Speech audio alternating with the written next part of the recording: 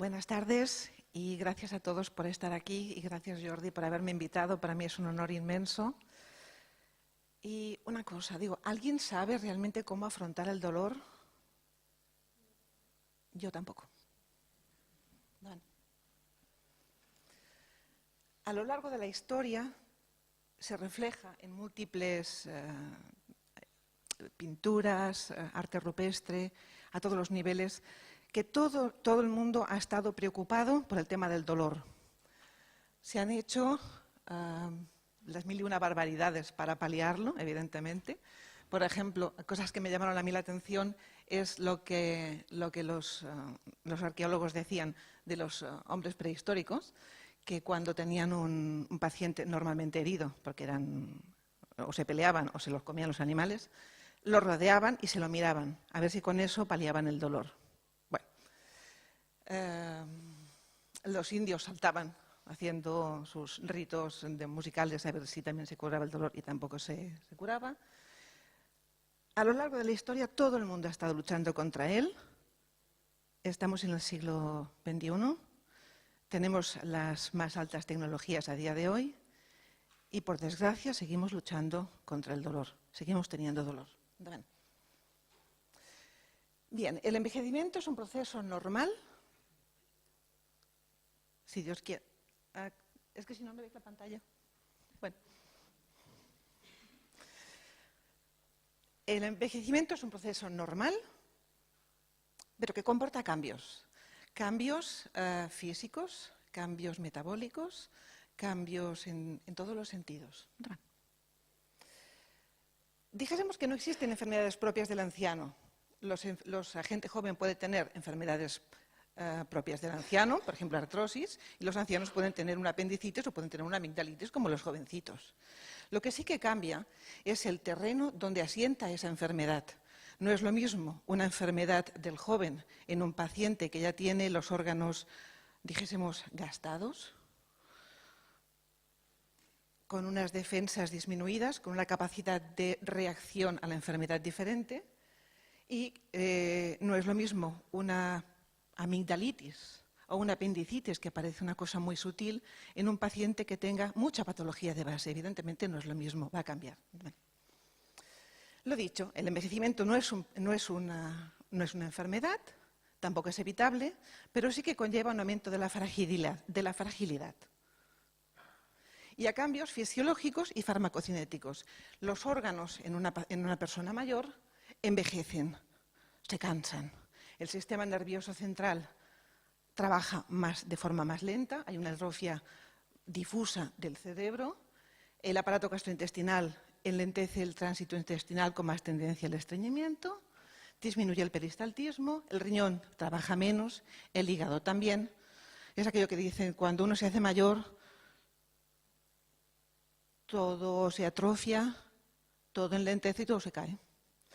Eso también significa que van a haber alteraciones farmacocinéticas en el sentido de que tanto la absorción, la distribución y la metabolización y la eliminación de los fármacos y de los alimentos y de los medicamentos que nos tomemos también va a influir en todo eso. Con lo cual vamos a tener que tener muchísimo más cuidado a la hora de dar medicación a una persona mayor que a una persona joven.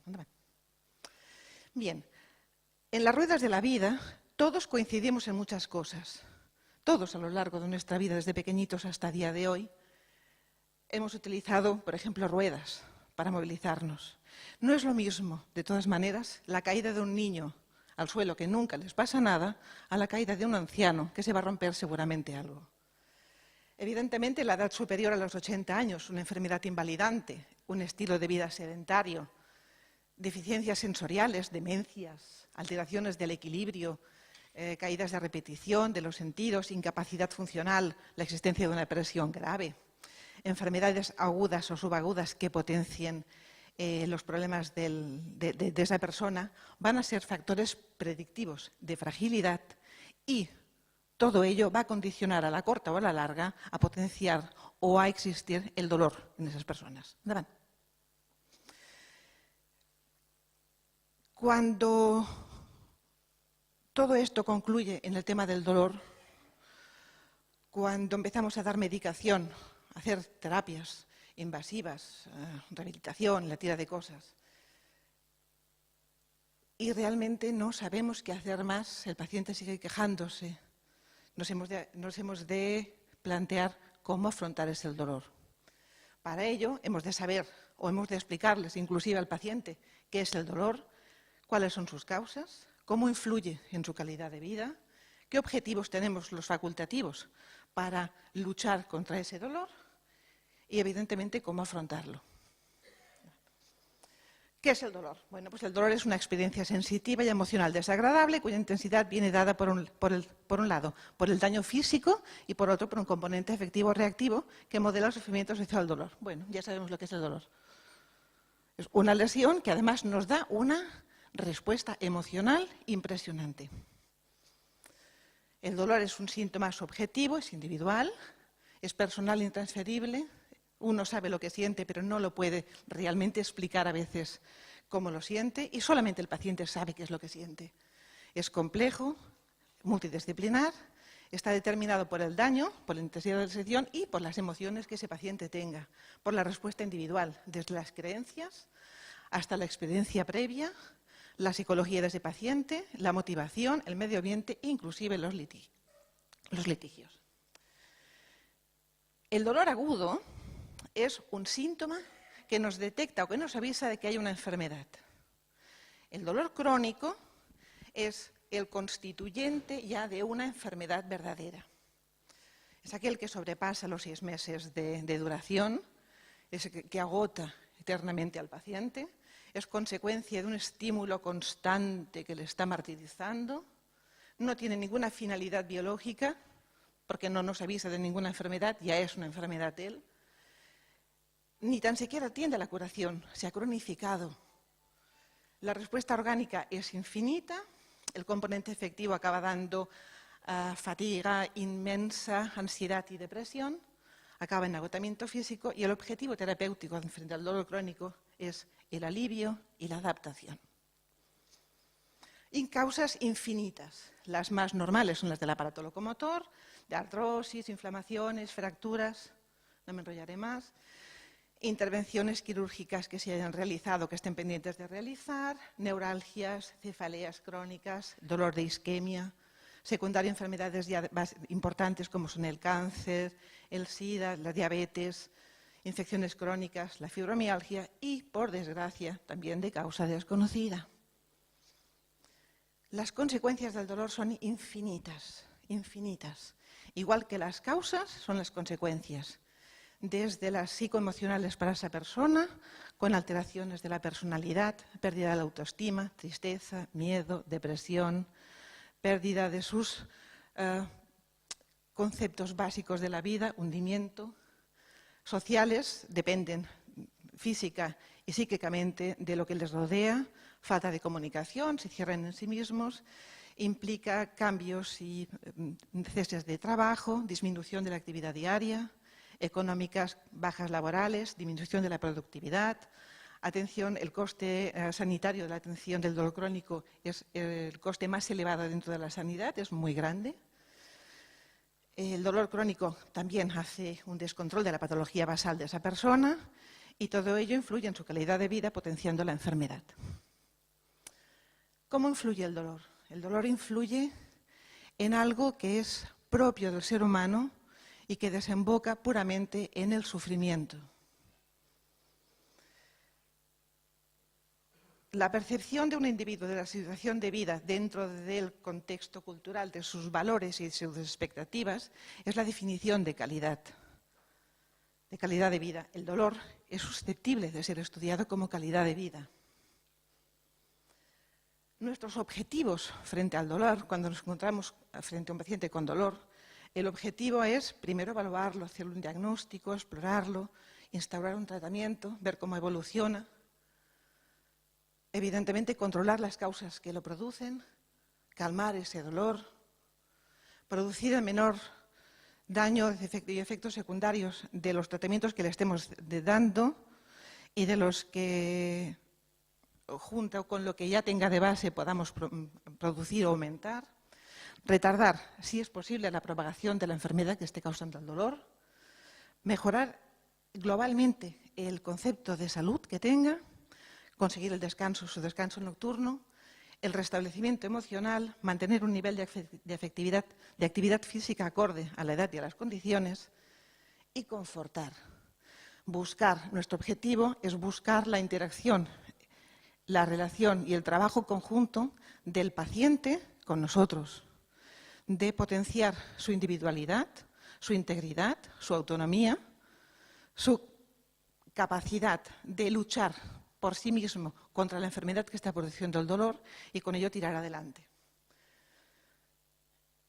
Y por último nos viene el gran planteamiento, ¿cómo le afrontamos a un paciente que le hemos estado tratando con infiltraciones, con medicación y que realmente nos hemos encontrado ya limitados, con las manos atadas, y que ya no sabemos más qué hacer, que nos pide ayuda? Y la única ayuda que podemos darle, la mayoría de las veces, es ayuda con condicionante humano, puramente humano. Enseñarles qué es lo que tienen que hacer, qué es lo que pueden hacer. Lo primero, enseñarles que tienen que pedir ayuda. Ayuda no a la vecina, que tiene un armamento enorme de pastillas para darle de bicolorines y que le puede ayudar. La ayuda nos la tiene que pedir a nosotros. Nosotros le diremos qué es lo que puede aumentar, qué es lo que tiene que disminuir, qué es lo que puede hacer y qué es lo que no puede o que no debe hacer. Recomendación siempre del cumplimiento terapéutico. La mayoría de los pacientes se leen los prospectos y en los fármacos que damos para el dolor, la verdad que algunos ponen los pelos de punta. Bueno, pues hay dos alternativas. O no leerlos o decir, bueno, si me lo ha dado por algo será, pero hay que hacer recomendación y si no, ante la duda, preguntar, siempre preguntar. Cosas que hay que hacer, flexibilizar horarios y seguirlos. Adaptación del espacio físico y quitar barreras, es decir, planificar la vida, poner orden, quitar todo aquello de la casa de uno que sea un impedimento, que pueda producir una caída, que produzca más trabajo de la cuenta, sobre todo las señoras que siguen teniendo la obsesión de la limpieza, buscar facilidades, buscar ayudas y poner orden. Los horarios son importantes, los horarios de la medicación, sobre todo cuando estamos dando derivados de la morfina, es importantísimo mantener un orden en esa medicación. Entonces, de la misma manera que se mantiene un orden con la medicación, hay que poner un orden en la vida, en las cosas que se hagan cada día. Cada día hay que hacer algo, pero con orden. He puesto las 3 Ds, dieta, descanso y distracción. La dieta es importante. Llega un momento en esta vida que los garbanzos con panceta no sientan de todo bien. Hay que utilizar un poco más la dieta mediterránea, una dieta sana. Descanso, es imprescindible mantener las horas de sueño, hay que enseñar a la gente a dormir, cómo tiene que dormir y cuántas horas tiene que dormir. Y hay que potenciar que la gente se distraiga. Las personas con dolor crónico, la tendencia es a encerrarse en su casa, a no salir, buscar la excusa, el cansancio ya suma al dolor, el dolor suma al cansancio y ya es la gran excusa para no moverse de casa. Hay que distraerse. Compañía, comunicación y compartir. La mejor manera de solventar, de sobrevivir a muchas cosas es buscar compañía y compartir lo bueno y lo malo. Lo malo ya se comparte, ya te ven la cara cuando estás mal, ya te preguntan cómo estás y tú vas y lo dices.